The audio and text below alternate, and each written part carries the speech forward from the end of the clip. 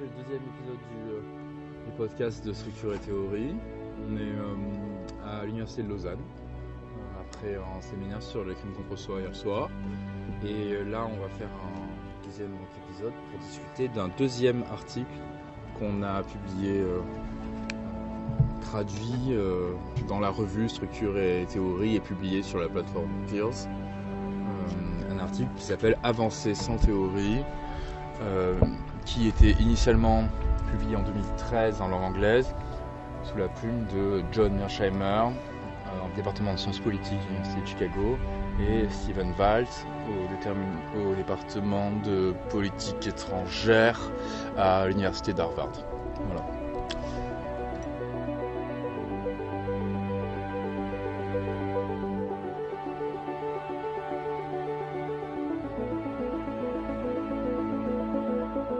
On commencera à présenter cet article. Alors donc, Avancer sans théorie, c'est un article très général de sciences politiques qui est une critique de ce que les auteurs appellent la validation simpliste d'hypothèses. C'est eux qui inventent cette expression pour les besoins de leur démonstration.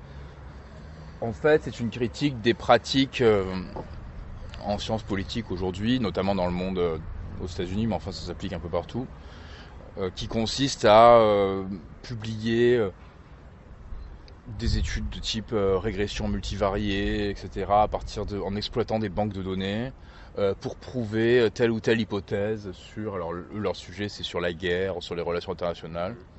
Et donc par exemple, vous avez un papier qui va chercher une banque de données sur les conflits armés, qui en extrait quelques variables, qui fait une régression et qui entend prouver que les démocraties gagnent davantage les guerres parce que que l'arme nucléaire fait qu'il y a moins de conflits entre États parce que ça. Et donc cette pratique qu'on connaît bien parce que on la trouve dans l'ensemble des différentes disciplines. Moi, c'est évidemment une pratique à laquelle je suis très familière en sociologie, en sciences criminelles. C'est quelque chose qui a été popularisé par les économètres dans les années 70-80, ces méthodes de régression comme ça appliquées aux sciences sociales. Initialement, ce sont des méthodes qui initialement viennent de la génétique, mais qui ensuite ont été pratiquées un peu partout. Et donc voilà, c'est un article qui critique cette pratique.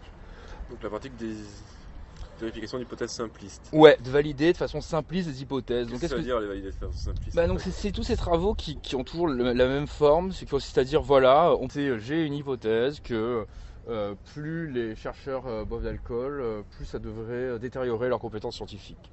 Pour valider cette hypothèse, je vais prendre quelques variables, je vais contrôler par l'âge des chercheurs, je vais contrôler par je sais pas trop quoi, je fais manger tout ça à un modèle de régression. J'essaie d'appliquer la meilleure méthodologie possible de régression, savoir comment on fait le best fit, le meilleur modèle, machin. Et puis ensuite, j'ai trouvé une corrélation statistiquement significative et l'article s'arrête là. Et alors pourquoi c'est simpliste ça de faire ça? Parce que tu l'as dit, c'est des méthodes statistiques assez poussées.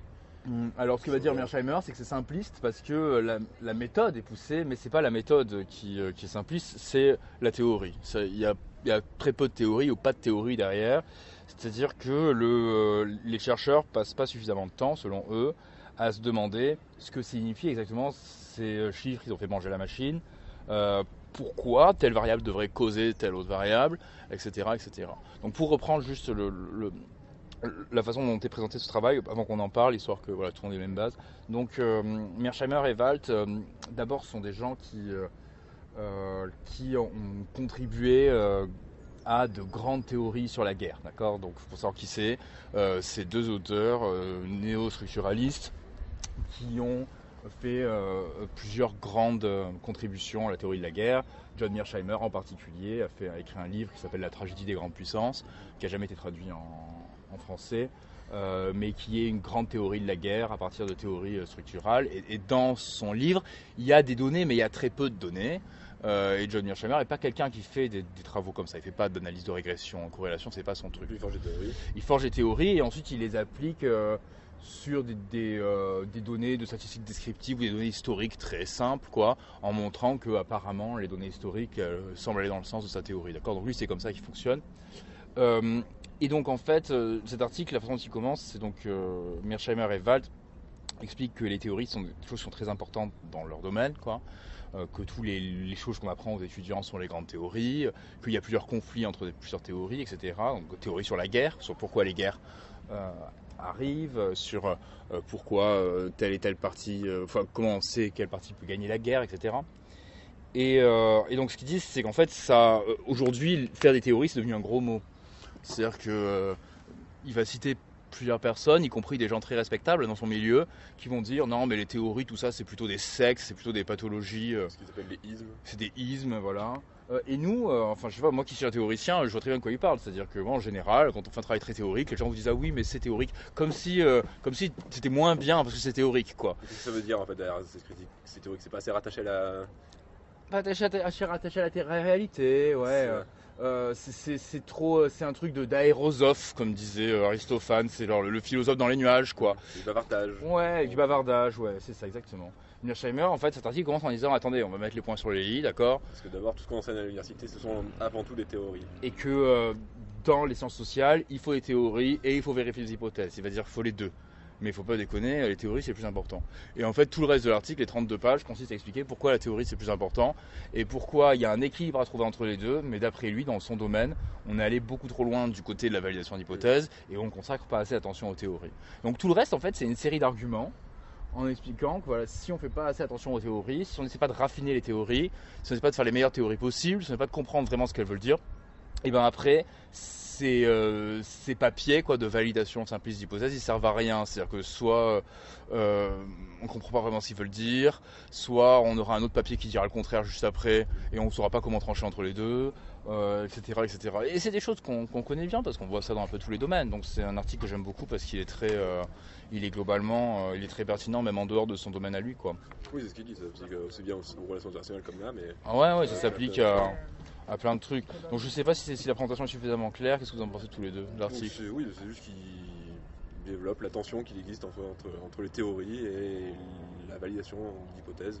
Ouais. Mais il dénigre pas totalement la vérification d'hypothèses, il dit que c'est quelque chose de très important, mais que ça n'a aucun sens de faire de la vérification d'hypothèses sans théorie, parce que pour faire de la vérification d'hypothèses, il faut se servir d'instruments de vérification qui procèdent du même système que la théorie à laquelle ils obéissent. Sinon ça n'aurait pas de sens. Tu vas interpréter un phénomène sans une théorie et te servir d'instruments qui sont sans rapport avec la théorie de laquelle ils procèdent. Ça n'aurait juste pas de sens, il n'y a pas de cohérence du coup. Ouais, il y a beaucoup de choses. On en parlera quand on parlera de l'article de Ioannidis la prochaine fois. Mais par exemple, c'est un article qui a beaucoup de liens, d'accord.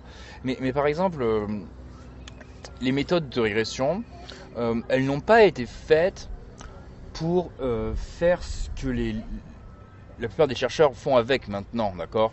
Donc c'est-à-dire que quand vous montrez qu'il y a une corrélation entre deux variables, il y a plein de problèmes qui se posent. Le problème est qu'on ne sait pas combien de variables vous allez chercher, par exemple. Ça, c'est le problème du data mining ou du data dredging, d'accord. On ne sait pas combien de variables vous allez chercher. S'il y a une bonne théorie cohérente qui vous amène à penser qu'il devrait y avoir un lien entre A et B, d'accord, et qu'ensuite vous faites le meilleur modèle de régression possible, avec la meilleure méthode possible, et que là vous trouvez en effet la corrélation, toutes choses égales par ailleurs, entre A et B, et bien là c'est quelque chose de vraiment intéressant qui fait avancer la science, quoi. Parce que ça vient valider la théorie. Parce que ça vient valider une théorie qui a été bien construite, et donc vous n'êtes pas allé chercher ces deux variables-là au pif, quoi. Vous aviez le flair qu'il devait y avoir quelque chose, et il se trouve qu'il y a quelque chose, et donc le fait de l'avoir trouvé alors qu'on pensait le trouver, c'est quelque chose de très... Et alors du coup, pourquoi tu as pris comme exemple Thomas Grimm Justement. Parce que lui, on peut supposer qu'il y avait une hypothèse derrière, une théorie derrière, c'est de dire que les gens qui boivent ils se produisent moins, et finalement, en fait, ça a été vérifié par sa Tout à fait. Et donc, pourquoi tu as dit que c'était simpliste du coup parce que justement, tout le débat autour de Grimm, le temps assez long qui passe en fait donc Grimm opère dans un monde qui est la sociologie des sciences, d'accord, dans lequel il s'intéresse à aucune théorie de sociologie des sciences, ok, donc il a aucune théorie. Mais en revanche, il passe beaucoup de temps parce qu'il comprend tout ça. Il comprend très bien ces questions-là, et donc tout le débat autour de Grimm est que lui essaie de prouver à quel point, en fait, c'est attendu que le résultat de Grimm, on doit s'attendre à le trouver. On doit s'attendre à ce que l'alcool détériore les performances des chercheurs. Et il passe beaucoup de temps à expliquer ça au début et beaucoup de temps aussi dans les réponses à expliquer ça. Et il va faire la liste de pourquoi est-ce qu'on doit s'attendre à ce que l'alcool détériore les performances des chercheurs. Donc justement,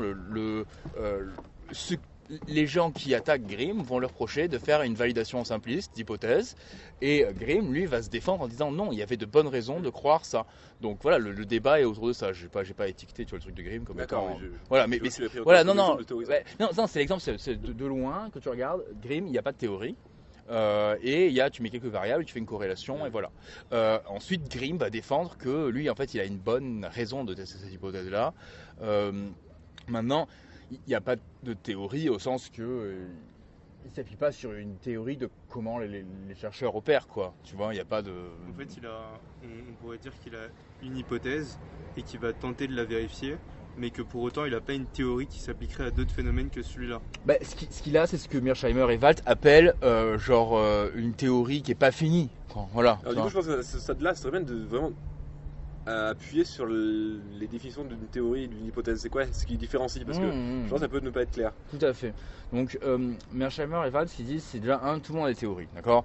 Les théories, c'est une version simplifiée de la réalité. C'est comme une carte routière. Voilà, une carte routière, la réalité, c'est pareil que la théorie, la réalité, c'est un genre de rapport. Donc c'est une version simplifiée de la réalité qui sert à naviguer dans la réalité, comme une carte routière. Cette théorie, elle amène à des hypothèses de covariation. C'est-à-dire que si tu as la théorie que, si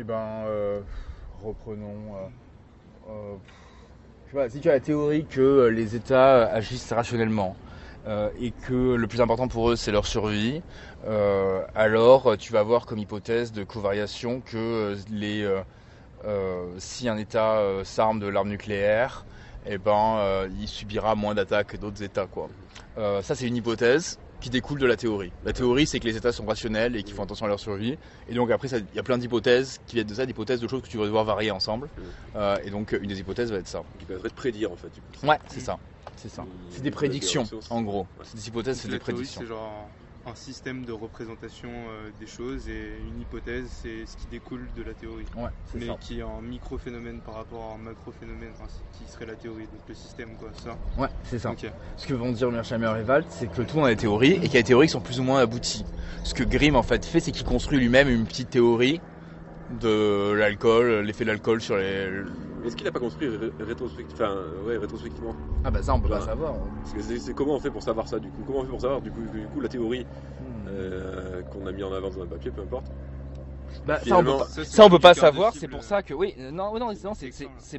c'est pour ça que des gens comme Ioannidis vont recommander qu'on fasse un enregistrement initial des recherches. C'est ça qu'on va en parler dans le prochain podcast. Ce qu'on parlera dans le prochain podcast, mais c'est ce que nous on a fait, ce qu'on va faire pour ta thèse et ce qu'on fait pour le travail de Julie Fossery aussi, c'est qu'on enregistre initialement la théorie en disant voilà les gars, c'est officiel que nous on va tester ça comme théorie, et donc dorénavant maintenant les données, vous savez que nous c'est ça qu'on voulait tester. Et donc on va pas pouvoir rétrospectivement dire mais jusque là les chercheurs ont toujours présenté les choses d'une façon, c'est que depuis une dizaine d'années qu'on commence dans les essais cliniques à faire différemment. Jusque là les chercheurs ont toujours présenté les choses d'une façon qui n'est pas exactement celle qui se passe, c'est-à-dire qu'ils ont plutôt tendance à inférer des choses à partir des données, mais ils font comme si ils ont une théorie et vont chercher dans les données. Voilà. Après, il y a des gens qui travaillent sur une théorie pendant des années, et donc ces gens-là, quand ils testent des choses et que ça va, qui disent qu'ils sont en train de tester leur théorie, tu sais bien que c'est vrai, puisque ces gens que ça fait des années qu'ils développent une théorie, tu vois. Oui. Après, dans un sens, toujours celui qui témoigne, quoi. Oui, après, il faut faire attention, parce que dans un sens, c'est aussi une source de biais. C'est-à-dire qu'il y a aussi une source de biais, ça c'est Bourdieu, il y a aussi une source de biais à vouloir valider justement la théorie sur laquelle tu as travaillé. Et tu as intérêt à avoir le verre à moitié plein plutôt qu'à moitié vide, puisque ça continue à constituer le capital symbolique que tu t'es constitué jusque-là. Donc quelqu'un qui a une théorie structuraliste, agressive de la guerre, qui aurait tendance à avoir A et B comme prédiction, si dans une deuxième partie de sa carrière, il décide de tester cette théorie-là, on va s'attendre à ce qu'il trouve qu'il avait raison, parce qu'il a un biais qui consiste à essayer de conserver son capital symbolique, tu vois.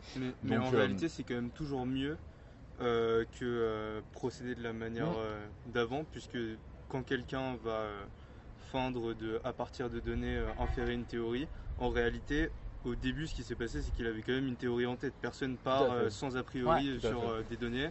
Et donc il a sa théorie en tête, il va regarder des données. À partir de ces données, il va en dire qu'il a déduit une théorie. Mais en réalité, il avait déjà la théorie en tête. Et puis finalement, vaut mieux quand même dire à l'avance et annoncer la théorie, puisque de toute manière, on a toujours une théorie en tête. Le mieux, donc c'est quand même mieux. Le mieux, c'est... on en avait parlé ensemble avant, là, mais le mieux, c'est dans le plus haut standard, je pense qu'on peut se faire aujourd'hui, c'est d'enregistrer initialement la théorie que tu veux tester, et puis si tu la testes toi, tu la testes sur les données des autres, et si quelqu'un veut la tester sur de nouvelles données, alors c'est pas toi. Là, il me semble que c'est la meilleure façon de se prémunir et contre tes biais de vouloir conserver ton capital symbolique et ton comment ça s'appelle, et le risque de dragage de données, c'est le risque d'avoir adapté les données à ta théorie, quoi. Moi, il me semble que ça, c'est le plus haut standard que tu puisses faire, mais qui du coup, est un truc qui... bon, c'est pas du tout de ça que parle Mearsheimer et Valls. Mearsheimer et Valls, dont il parle, c'est de dire, déjà, ça serait bien que les gens comprennent les théories. Il serait bien qu'ils les comprennent. Voilà, c'est ça le narratif. Ça serait bien qu'ils les comprennent. Ça serait bien qu'ils comprennent ce que ça veut dire. Ça serait bien qu'ils comprennent que les théories, c'est très important. Très utile. Et que du coup, ça permet de pas commencer à essayer de les tester d'une façon qui, de toute façon, pourra rien donner. Donc, ensuite, il commence à une partie assez importante, je pense, c'est comment est-ce qu'on évalue une théorie. Du coup, il y a les trois manières. Tu peux. Il donne 3 méthodes pour évaluer les théories qui sont soit en passant, cet article, c'est une mine en méthodo. Je pense que les étudiants qui font des sciences empiriques en sciences sociales, ils devraient tous le lire, vraiment. Mais ça, du coup, est-ce que c'est une théorie sur les théories? Non, moi j'ai l'impression qu'il parle plutôt lors des ficelles du métier. Je sais pas, je sais pas quel est le niveau d'attention qu'il porte à ça, mais en gros, ce qu'ils disent, ils parlent des différentes pratiques qui se font et de ce qui semble qu'on peut faire. Donc en gros, pour vérifier une théorie, ils disent il y a 3 façons. On s'intéresse à la cohérence de la théorie. Sur une théorie, on veut qu'elle soit logique, quoi. C'est la différence entre la science et la poésie, d'accord? Donc une théorie, on veut qu'elle soit logique, il faut qu'il n'y ait pas de contradiction. C'est la première chose.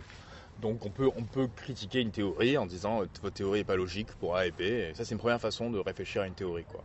Deuxième façon, c'est la validation d'hypothèses. Okay, donc la théorie prédit un certain nombre d'associations. On va voir si ces associations existent, on en parle tout à l'heure. Et la troisième façon, c'est reconstituer les processus. Reconstituer les processus, c'est dire voilà, si ma théorie c'est que les États agissent rationnellement, je veux pouvoir observer peut-être à un micro-niveau des gestes rationnels dans ceux qui prennent les décisions. Un exemple, le travail qu'on avait fait avec Warren Azoulay sur les comparaisons immédiates, on a eu un exemple génial de reconstitution de processus. Ça faisait des années que je disais il n'y a pas de lien entre la gravité de l'infraction et la peine prononcée, d'accord? Et plein de gens, Philippe Combessi par exemple, son article sur Foucault et tout, plein de gens disent ça. Ils disent mais c'est compliqué à vraiment objectiver. Mais on sait qu'il n'y a pas beaucoup de liens, quoi. Il n'y a pas un lien très fort. Un petit peu, tuer quelqu'un, c'est pas pareil que de voler des pommes, mais enfin, il n'y a pas un lien très très fort, quoi, entre la gravité des faits et la peine prononcée. Et puis un jour, Warren, dans son travail de terrain, nous a trouvé en fait des éléments qui montraient que sur le terrain, les parquetiers disaient non, mais on est en effet indifférent à la gravité des violences, par exemple. Et donc en fait là on reconstitue le processus, c'est-à-dire que on dit non mais la personne qui fait partie de la prise de décision a dit que elle est indifférente à la gravité. Donc c'est pas juste les deux variables qu'on peut observer, variable A gravité et variable B peine prononcée, c'est les processus intermédiaires qui vont permettre de passer de la gravité à la peine prononcée, qui vous montrent que en effet les gens sont indifférents. Et ça c'est un truc que les sociologues depuis 20-30 ans font beaucoup à travers le travail d'entretien, par exemple. Ils reconstituent les processus. C'est un travail qu'on fait à la fin, justement. Ouais, un travail qu'on fait à la fin. Reconstituer le processus. Ouais. Et normalement boucler sa thèse. Bon. Ouais, mais oui, c'est ça. Mais parce que ça montre qu'on n'est pas convaincu par la covariation, quoi. Ça montre qu'il suffit pas de dire quand il y a A, il y a B. Il faut aussi que quelqu'un vous montre pourquoi A s'articule avec B. Ça peut être par l'entretien, ça peut être par l'observation de terrain, ça peut être par plein de choses. Mais les 3 manières de valider la théorie sont cumulatives finalement. Ouais, il faut faire les 3. Il faut faire Il faut faire les 3, c'est ce que va dire Mearsheimer. Il faut faire les 3 et il faut aussi dire, Mearsheimer et Valls vont aussi dire il faut idéalement faire les 3. Mais après, il faut aussi penser qu'on a des ressources limitées et on peut pas. Et donc à un moment donné, il faut réfléchir à laquelle des 3 façons on aurait le plus à gagner à approfondir, quoi. Justement, la notion de ressources là, La structure dans laquelle évolue le chercheur aussi, c'est ce qu'ils indiquent comme étant la cause, on va dire, quelque part, de ce glissement. Du glissement vers la validation d'hypothèse simpliste. Tu avais bien aimé ce passage, non la dernière partie où ils expliquent comment la structure de l'académie mène à ce glissement. Ouais, elle est très intéressante cette partie. Hein. Donc, sur le fait que de la manière dont on évalue les chercheurs va découler aussi le type de production qu'ils vont faire, parce que si on les évalue sur le nombre de publications qu'ils font et qu'une théorie c'est assez compliqué à faire et ça prend du temps, alors qu'une vérification simpliste d'hypothèse c'est un truc assez court et facile à faire et que c'est pas difficile de former des gens à la vérification d'hypothèse. C'est d'ailleurs assez violent d'ailleurs. Il suffit de leur apprendre à faire des stats et un peu de maths. Du coup, si tu veux en fait avoir une bonne carrière et être évalué positivement selon les critères avec lesquels on évalue les chercheurs, autant faire de la vérification simpliste d'hypothèse plutôt que des théories. C'est aussi ça le gros problème. Donc ce passage est assez assassin vers la fin. Donc il faut dire que c'est deux chercheurs qui n'ont plus rien à prouver, plus rien à gagner, qui sont en fin de carrière et qui sont des gens très comment ça s'appelle, tu vois, reconnus dans leur champ, quoi. Et donc du coup la fin est un peu assassine, en gros ce qu'ils disent c'est qu'en gros il suffit d'apprendre à quelqu'un à utiliser comment ça s'appelle, un logiciel R, SPSS, et il le formait pendant 2 semaines et il peut tester des hypothèses, alors que de faire quelqu'un un théoricien brillant, comme il dit, personne ne sait comment faire, hein. Et ça prend du temps, il faut des programmes doctoraux où les gens ont le temps. Ça prend des risques. Il se peut que vous ayez rien à la fin. Donc qu'est-ce qui se passe si vous voulez Non, justement, pas l'hypothèse. La théorie. Il se peut que vous n'ayez pas de théorie. Il faut que vous n'ayez pas de théorie innovante, quoi. Il se peut que tu n'arrives rien à pas innover. On connaît pas la formation adéquate pour que les gens aient de l'imagination, quoi. Voilà, c'est ça. C'est ça la phrase. Ouais. Alors que les hypothèses, non, t'es sûr de trouver quelque chose. Tu vois, tu prends une banque de données, tu es sûr que tu vas trouver une corrélation rigolote. Depuis le début, quand même, on est assez d'accord avec tout ce qu'ils disent. Mais est-ce qu'on pourrait penser l'inverse et penser que finalement, non, la somme, en fait, une somme monumentale d'hypothèses validées va permettre au contraire de faire naître une théorie qui ensuite sera racontée dans les histoires, etc. Vas-y. Pourquoi est-ce qu'on ne pourrait pas penser ça ? Pourquoi est-ce qu'on ne pourrait pas penser ça ? Parce que le problème, c'est que faire des vérifications d'hypothèses, ça ne permet pas de bâtir une théorie. Puisque en fait, les vérifications d'hypothèses, elles se font à partir d'instruments et de logiques et de philosophies diverses. Et du coup, les résultats que tu obtiens, ils procèdent d'instruments qui sont divers. Or, normalement, c'est la théorie qui est censée fournir une somme d'instruments qui permettront de faire les vérifications d'hypothèses. Or, si on obtient en fait des résultats à partir d'instruments qui sont totalement divers, ça ne pourra pas permettre de former une théorie. Parce qu'il n'y aura pas de cohérence d'ensemble. Prenons un exemple. Prenons un exemple. C'est ce qu'on ne peut pas trouver la cohérence. Prenons un exemple. Donc c'est la section qui s'appelle l'absence de cumulativité. Ça, okay. Donc une des grandes questions en sociologie des sciences, c'est de savoir comment est-ce qu'on peut. On veut savoir si la science est cumulative ou pas, d'accord ? Est-ce qu'il y a du progrès ? Ou est-ce que c'est comme de l'art, il n'y a pas de progrès ? Donc la question c'est la science, peu importe, mais supposons ça. Donc la question c'est de savoir est-ce que la science est cumulative, c'est est-ce qu'il y a du progrès. Donc la physique, on va dire, sur 500 ans, c'est sûr qu'il y a du progrès. C'est ça la question d'Emmanuel Kant. Emmanuel Kant, il dit, est-ce qu'en métaphysique, il y a du progrès ou pas ? Bon, aujourd'hui, on appelle ça la cumulativité, ok ? Et donc, en fait, ce que Mearsheimer et Pfaff vont dire, c'est qu'ils vont dire, quand tu fais ça, il n'y a pas de progrès, il n'y a pas de cumulativité. Et on peut prendre un exemple pour ça. Imagine, prenons Grimm, d'accord ? On prend un exemple bien simple comme ça. Donc imagine, que tout le monde connaît. Donc Grimm, je veux pas dire exactement, mais Grimm, il me semble que les variables qu'il regarde, donc il regarde les écologistes Avierczek. Je vous incite à écouter l'épisode 1 du podcast si vous l'avez pas fait parce que vous avez bien rigolé. Donc il regarde les écologistes Avierczek et il regarde si ces écologistes Avierczek, ils publient moins quand ils boivent plus de bière, d'accord ? Bon, donc il fait ça et il contrôle avec leur âge, je ne sais plus avec quoi d'autre, peu importe. Disons qu'on a 3 variables, l'âge, le nombre de publications et la consommation de bière, ok ? Et là, on fait une première validation d'hypothèse. Vous avez un deuxième mec qui dit, moi, je veux regarder si les économistes aviaires qui sont plus beaux, il publie moins, il publie plus. Donc lui à la place, il regarde un critère de beauté, machin, etc. Puis un autre, il regarde, moi je vais regarder si l'âge, la bière, mais aussi les revenus des parents. Et il fait un truc comme ça, machin. En fait, on se retrouve avec une quinzaine de papiers comme ça. Le fait est que ils sont pas cumulatifs, dans le sens où on ne sait pas combien de variables sont confondues les unes avec les autres. C'est peut-être que c'est les plus moches qui boivent plus de bière en fait. Et donc que du coup, les deux papiers se cumulent pas, ils disent tous les deux une vérité tronquée. Et qu'il faudrait juste avoir fait la meilleure théorie de pourquoi les gens publient, ensuite la tester de la meilleure manière différente, et là on aurait un truc qui vaudrait plus que toutes ces hypothèses validées les unes avec les autres, dont en fait on ne sait pas ce qu'elles disent. Tu vois ce que je pourrais imaginer, c'est que on va étudier d'une part la consommation de bière et la production scientifique, d'autre part il y a un autre gars ailleurs qui va étudier le nombre de sorties en boîte par an et la production scientifique, un gars qui va étudier le nombre de cafés que tu as bu avec des copains et la production scientifique. Tout ça en fait parce que c'est la théorie on va dire que l'activité sociale en fait fait décliner la production scientifique. Donc là tu as une théorie.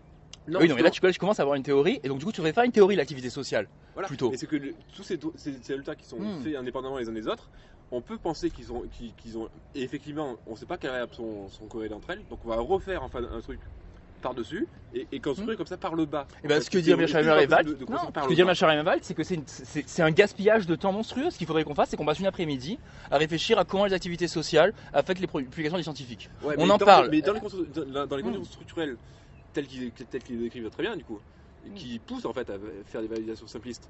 Est-ce qu'on pourrait pas justement penser... Mais t'imagines le temps perdu, les 4 papiers dont tu viens de parler là, c'est 4 ans de publication des chercheurs. Tout le monde ne publie pas au même rythme que toi, tu vois. C'est 4 ans de publication, c'est 4 années chercheurs, on va dire, d'accord. À la place, on prend une après-midi, peut-être 2, à essayer de faire la meilleure théorie possible de comment les activités sociales des scientifiques affectent leur publication. Et ensuite on fait le meilleur protocole possible où on met tous ces trucs là, les bottes de nuit, les cueillettes de champignons, les machins. Plutôt que de dire allez tiens j'ai 2 minutes, je vais essayer de faire un truc et après je vais essayer de le publier 14 fois un truc et après je vais, tu vois, ça c'est de l'énergie très gaspillée pour un papier qui sera peut-être à la poubelle après. Parce qu'après tu as peut-être... Comme la théorie au final. Mais il y a moins de chances parce que plus la théorie est bonne, moins il y a de chances que le papier est à la poubelle. Il y a moins de chances que le résultat soit faux. C'est le truc de ça marche pas comme ça aujourd'hui en fait. Du coup. Si ça marche, les bons papiers sont comme ça, il y en a des bons papiers.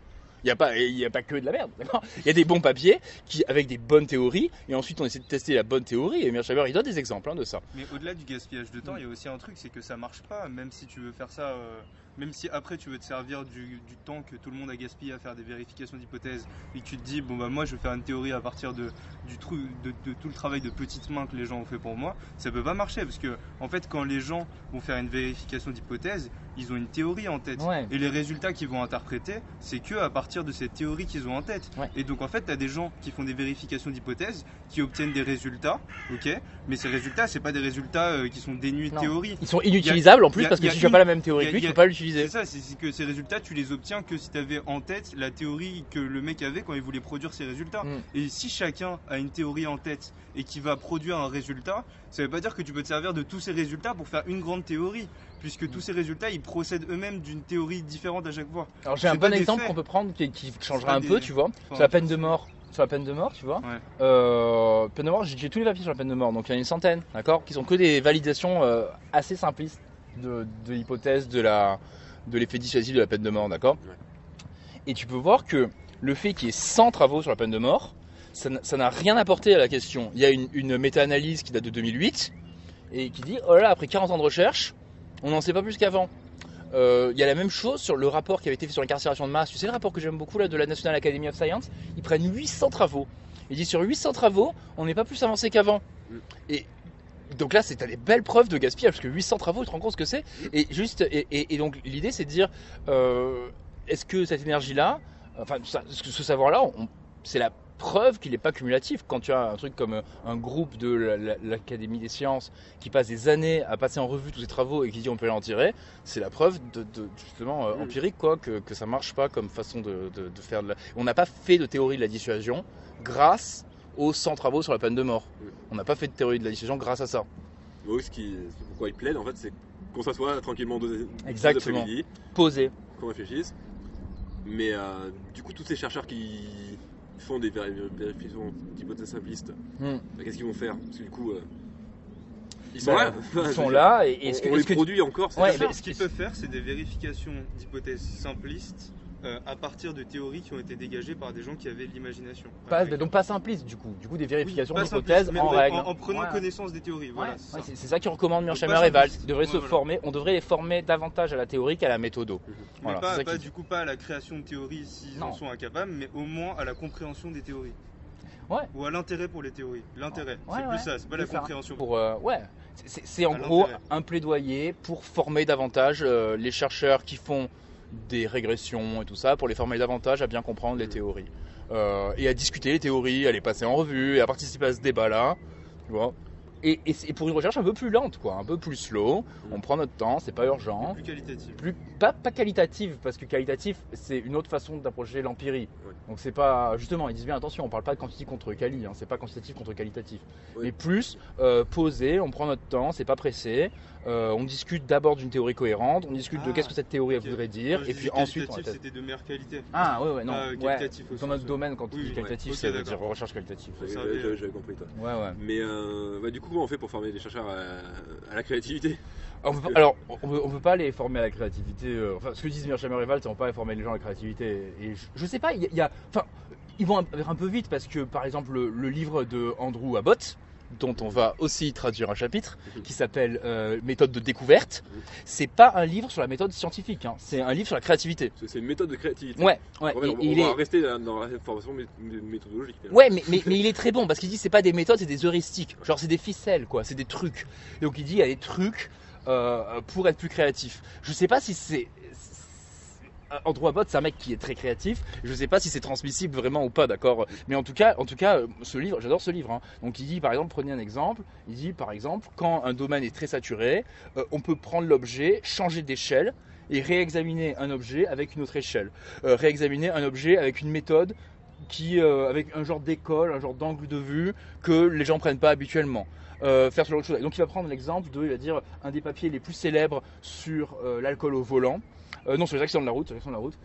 C'est un papier qui a décidé de regarder non pas le profil des gens qui avaient des accidents de la route, mais les lieux où les gens avaient des accidents de la route. Et à ce moment-là, ce papier a prouvé qu'il y avait beaucoup d'accidents de la route à côté des hôtels vers 2h du matin.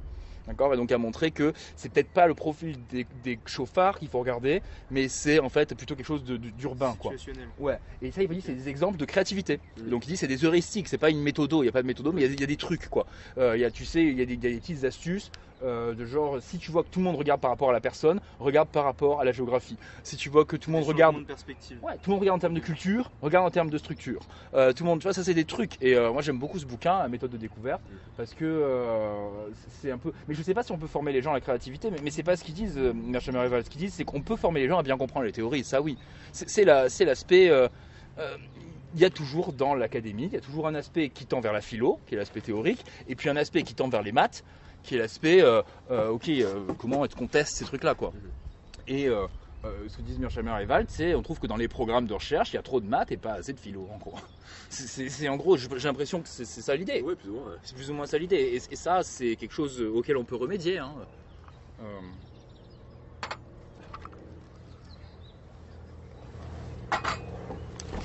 Ouais. Donc, non, qu'est-ce que tu en penses sinon ? Qu'est-ce que vous avez pensé de cet article? Alors, en passant, j'ai une critique sur l'article. Moi, j'adore cet article, mais c'est aussi un truc sur Peirce. Ouais, sur Peirce, un des trucs aussi, une des philosophies de mon côté, quoi, sur la plateforme. C'est, je pense que c'est une plateforme qui est fondée sur l'évaluation ouverte, c'est-à-dire qu'on veut montrer en public l'évaluation en public d'articles, d'accord. Les chercheurs parfois ont peur d'être évalués en public parce qu'ils ont peur qu'on les pointe comme des imposteurs en montrant qu'ils n'ont pas compris quelque chose et que d'un coup ils perdent leur expertise, etc. Et ce que je pense, c'est que tout le monde a tout le temps à apprendre et tout le monde peut tout le temps se tromper et que moi je pense que je me trompe régulièrement ou qu'en tout cas au moins il y a toujours quelque chose de débattable dans les recherches, quoi. C'est pas tout le monde, personne n'est à l'abri de débat, quoi. Et par exemple, moi, Mearsheimer, c'est quelqu'un qui m'a beaucoup inspiré. Ça a été quelqu'un qui m'a beaucoup inspiré, qui a été un modèle important pour ma façon de faire la recherche. Et cet article, comme je pense que tout le monde le comprend, je l'aime beaucoup et je trouve qu'il est vraiment super. Mais il y a un passage dans cet article sur lequel je suis pas vraiment d'accord. Et Elliot, c'est lequel c'est? Ouais. Hein, c'est lequel? Toi non plus, t'es pas d'accord. Je me suis fait la même remarque en lisant l'article sans qu'on se concerte. Mm-hmm. C'est, je sais pas comment appeler ça, je dirais les fondements épistémologiques que Mearsheimer a décidé d'adopter et qu'en tout cas il défend. C'est déjà un rejet de ce qu'il appelle les instrumentalistes. Donc qu'on pourrait définir comme étant l'instrumentalisme, c'est une épistémologie qui procède d'une vision, en philosophie assez nietzschéenne, qui considère qu'a priori on n'a pas accès à une réalité, mais que la connaissance que les gens y produisent, c'est le fruit de leur perception et de leur représentation du monde. Et donc, a priori, si on part de cette perspective, les instrumentalistes ils vont dire, puisqu'on ne veut pas savoir qu'est-ce que le réel et qu'on ne peut que fournir une perception, cette perception, la meilleure manière de l'évaluer, ça va être de voir quelle est sa capacité prédictive à appréhender ou à prédire des phénomènes, en fait. C'est juste comme ça qu'on peut l'évaluer. Et lui, il rejette cette perspective épistémologique et il dit qu'au contraire, on devrait évaluer une théorie à la manière ou à sa capacité à coller à la réalité. Alors que pour les instrumentalistes, la réalité, puisqu'on ne peut pas l'appréhender, c'est juste, il faut savoir si on peut prédire des phénomènes. Et c'est ça d'ailleurs la meilleure manière de savoir à quel point on est proche de la réalité pour les instrumentalistes. Et il a une manière de réfuter la vision instrumentaliste des choses qui, je me rappelle, c'est très rapide. C'est une boutade. Voilà, ouais. Il se sert d'une citation d'Hilary Putnam qui fait une petite blague sur les instrumentalistes. Donc vite fait, genre en épistémologie, en sociologie des sciences, il y a genre une sorte de grande dichotomie ou de grand truc entre d'un côté les gens qui sont réalistes, c'est-à-dire qui pensent que le vocabulaire théorique employé scientifique parle de la réalité, quoi, la gravité ça existe, les électrons ça existe, etc. Et puis les nominalistes ou les constructivistes ou eux disent les instrumentalistes, c'est pas d'eux l'expression, mais dans leur milieu on doit dire ça, qui sont ceux qui pensent que les théories sont juste des instruments.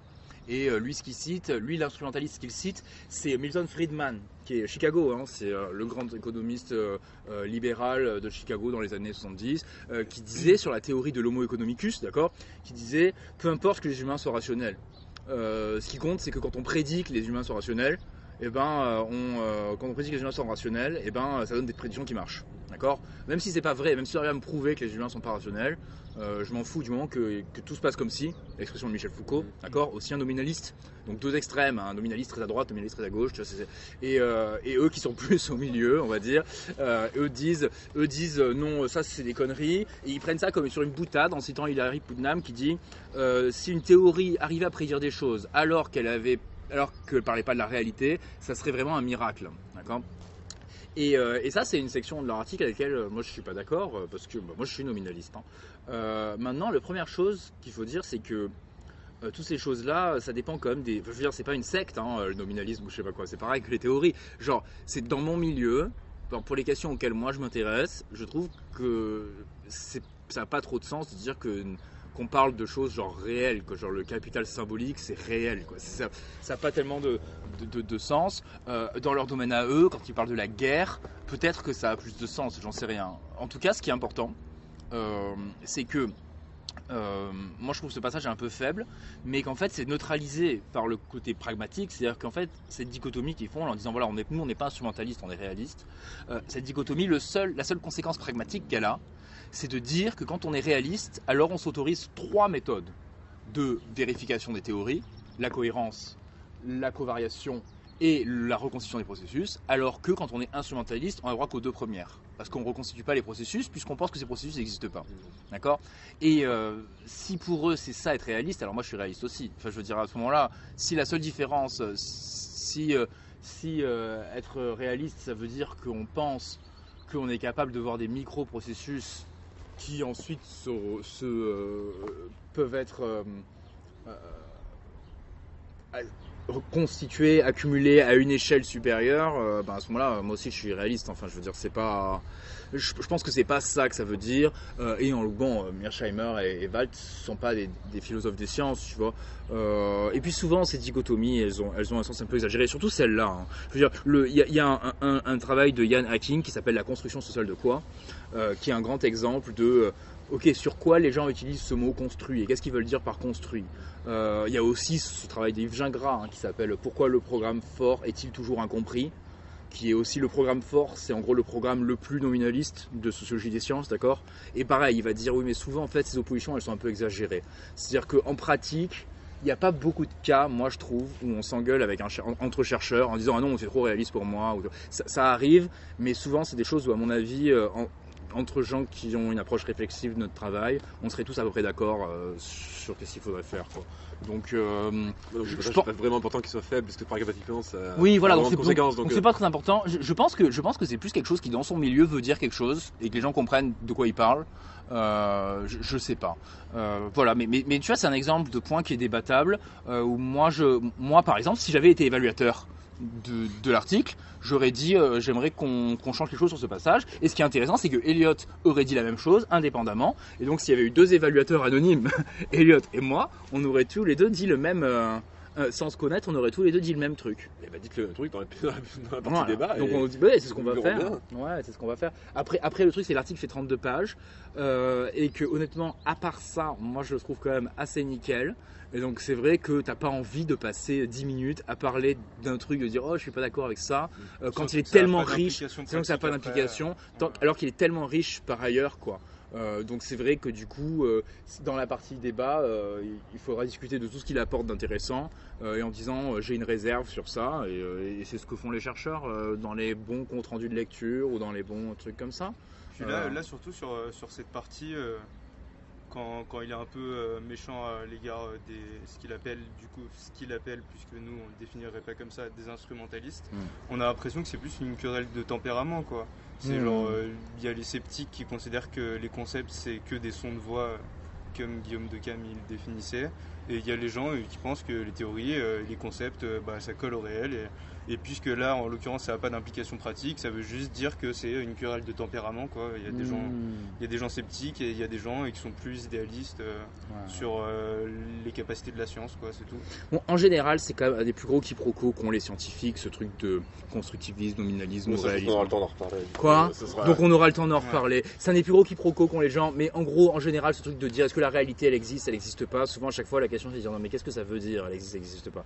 Tout le monde est d'accord, parce qu'une autre boutade quand même, la plus grosse boutade c'est ah bon alors la gravité ça n'existe pas, alors si je me jette d'un immeuble, je sais pas, non, enfin genre il n'y a jamais personne qui David Bloor, genre le plus extrême de tous les nominalistes. C'est comme ce que tu disais hier, c'est comme les crimes contre soi. Genre en soi ça n'existe peut-être pas, mais on sait qu'il y a le suicide, quoi. Ouais. Les contours sont flous de la définition, mais bon, on sait qu'il y a quand même certains phénomènes qui émanent de quelque chose. Oui, et en l'occurrence, je crois que la gravité, ça n'existe pas. Hein. Je veux dire, parce que justement, tout le grand truc de la physique, c'est qu'il y avait des choses avec Newton que tu n'arrivais pas à résoudre, et qu'avec le paradigme einsteinien, on s'est mis à arriver à résoudre, et donc en pensant en termes d'espace-temps plutôt qu'en pensant en termes de force de gravité. Et donc, je sais pas, justement, il me semble qu'en plus, c'est même un mauvais exemple. Mais bon, ça, je sais pas. Mais d'ailleurs, c'est pas parce qu'on dit que les concepts n'existe pas que ça veut dire que toutes les implications pratiques qui permettent de prédire n'existent pas. C'est pas parce que tu vas te sauter du haut d'un immeuble en pensant que la gravité n'existe pas que tu vas pas tomber et t'écraser comme une. Non, mais c'est que le mot existait, je sais pas vraiment ce qu'il veut dire en fait. Voilà. Oui. Le mot existait, donc voilà, passons parce que voilà. Mais c'est intéressant. En réalité, ce serait mieux de dire exister. Ouais, mais même. Enfin, je veux dire, passons sur ça, on en reparlera. Mais c'est un débat qu'on entend beaucoup en épistémo, sociologie des sciences. On passera peut-être un texte juste sur ça. Ouais, moi j'en ai plein en tête là. J'ai peut-être un dernier truc sur le papier, du coup je sais pas si c'est vraiment pertinent ou pas, mais c'est qu'en gros moi j'ai l'impression quand même qu'il fait une théorie de ce que devrait être une bonne production scientifique, en gros. Il fait une théorie de la théorie pour moi en fait. J'ai lu cet article comme ça, tu vois. Et je me demande dans quelle mesure on peut prendre... C'est cohérent de faire une théorie des théories en posant les conditions de de validation de sa propre théorie. Tu comprends ce que je veux dire? Ouais, je comprends. Il pose les conditions, la méthode de ce que c'est qu'une bonne théorie. Donc. Et pour moi, je trouve que du coup, l'article en soi est une tautologie quelque part. Tu vois le problème que j'ai eu avec ça?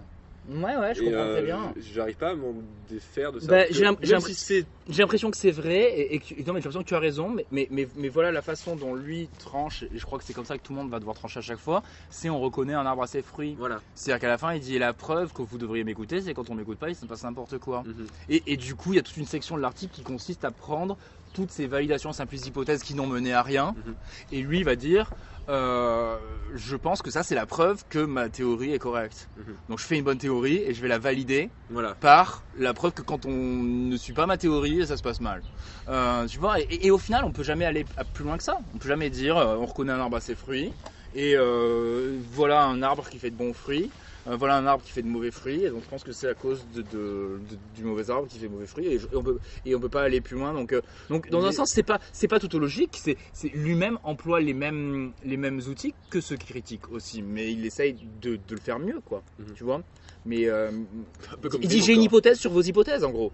Et c'est plutôt, c'est pas tellement, c'est plutôt au final, comme Grimm, la meilleure science.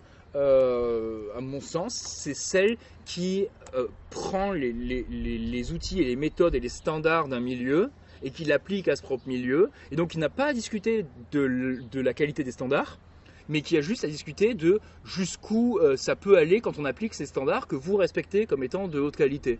Quand on applique cet étalon d'or, jusqu'où ça peut aller. Et ça, c'est ce que j'ai l'impression, c'est ce qu'on fait depuis le début, et ce que fait Socrate. Socrate, c'est que ça, c'est ok, donc ta méthode, c'est ça. Et ben appliquons-la jusqu'au bout et on va voir ce que ça donne. Et mais c'est emmerdant, ta méthode en fait ça donne pas ce que tu voulais qu'elle donne. Et comme ça on rend indépendant la création des standards et l'application des standards. Et pareil on s'éloigne du risque de faire un standard ad hoc. C'est un standard qui a été fait juste pour valider. Et donc moi j'ai l'impression plutôt que en gros il dit voilà ce que vous faites les gars quand vous voulez valider une hypothèse. Et ben moi j'ai une hypothèse sur vos hypothèses et je la valide pas quoi. Tu vois, en gros. C'est bon encore Mais du coup, vas-y. Du coup, comment est-ce qu'on peut. Parce que tu as l'air de dire que si on juge à ses fruits, globalement, toutes les vérifications simplistes d'hypothèses n'ont rien produit ou ont produit de mauvais fruits. C'est ce qu'ils disent. Ouais, en fait. C'est ce qu'ils disent. Il y a toute une section sur ça. Il y a toute une section. Comment on peut vraiment le savoir parce que ça fait si longtemps que ça. Mais il y a toute une section. Si ça fait longtemps quand même, hein, parce qu'il y a des domaines où on fait ça depuis 40 ans. Hein. Donc, oui, d'accord. Mais comparé aux grandes théories depuis Socrate, ça fait quand même un peu moins longtemps, quoi. Donc peut-être, je sais pas, laissons le temps. Si vraiment c'est pas pressé. Oui, mais dans le sens où lui, ce qu'il prend, c'est qu'en fait, ce qu'il prend plein d'exemples de validation d'hypothèses comme ça, dont très vite un résultat qui est célébré comme étant correct, très vite est controversé, très vite on trouve le résultat contraire, et au final c'est pas cumulatif parce qu'on sait pas lequel des deux retenir. Et donc il prend tous ces fruits pourris, quoi, et il dit moi j'ai une petite idée de pourquoi les fruits sont pourris. Voilà, en gros, c'est une explication de pourquoi il y a tellement il y a une incapacité à produire un savoir cumulatif cohérent, et il dit c'est pas parce que vous n'êtes pas assez pointu en méthodo, tu vois, en gros, puisqu'apparemment vous êtes pointu en méthodo, il n'y a pas de problème, mais comme vous choisissez pas bien vos variables parce que vous n'avez pas bien compris la théorie, comme etc. Donc tu vois, ça va être ça.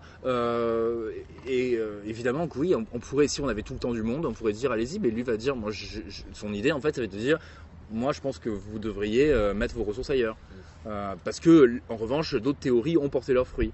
Les théories sur la guerre, ça date pas de Socrate. Je veux dire, les théories sur la guerre, ça date de Clausewitz, je crois, c'est le premier, leur premier, donc c'est au 19e, je crois. Leur premier grand théoricien. Et oui, c'est pas. Enfin, tu vois. Ouais. Bon, bah, très bien. Hein. Ouais. Ça vous va ? On a terminé. Je pense que c'est une bonne présentation. Hein. Ouais, juste un mot pour chacun sur ce que vous avez pensé de l'article, ce qu'il vous a apporté en général. Toi, il t'a bien plu cet article, hein ? Ouais, il m'a. Pas tous les deux, non, mais. Oui. Ouais, bah juste un mot, je sais pas, comme ça on va évacuer.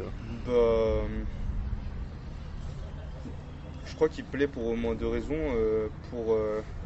Moi, en tout cas, il m'a plu pour au moins deux raisons. C'est la première partie. Où en gros on voit à quel point les théories elles sont importantes parce que finalement faire des vérifications d'hypothèses sans théorie c'est produire une connaissance qui est non exploitable quoi en gros, même pour des gens qui veulent faire des théories. Donc on peut pas partir du bas de l'édifice pour en construire un. C'est ça le grand truc aussi qui est super important je trouve et qu'il faut nécessairement commencer par construire un système d'idées pour après pouvoir petit à petit construire un truc. Enfin, en tout cas, vérifier si la construction elle est valable. Et le deuxième truc, c'est pourquoi est-ce que structurellement, dans la manière dont la science est organisée, on comprend pourquoi est-ce qu'elle s'oriente de plus en plus vers ce type de recherche. Et d'ailleurs, dans les remerciements de cet article, il y a les remerciements pour Andrew Abbott, qui est au département de sociologie, de la même université que John Mearsheimer, qui est un grand sociologue des sciences. Et ça se voit que cette discussion, elle a été alimentée, je suis persuadé que c'est cette partie-là qui a été alimentée par les discussions avec Andrew Abbott, qui aurait le même genre de réflexion sans aucun problème sur la structure de l'académie et comment elle favorise certains types de recherche plutôt que d'autres. Et toi alors? Oui, beaucoup plus aussi, du coup, mais c'est tout ce qu'on a comme discussion avec toi depuis le début. Je l'ai beaucoup rapproché de Fuck Nuance, du coup, c'est parce que sur l'apport des théories, sur l'explication des théories, il se base, c'est la même chose finalement. Cet article est tout à fait dans la même veine que Fuck Nuance de Kyrian Healy, que j'espère on pourra avoir un jour en français. Qui est un très bel article.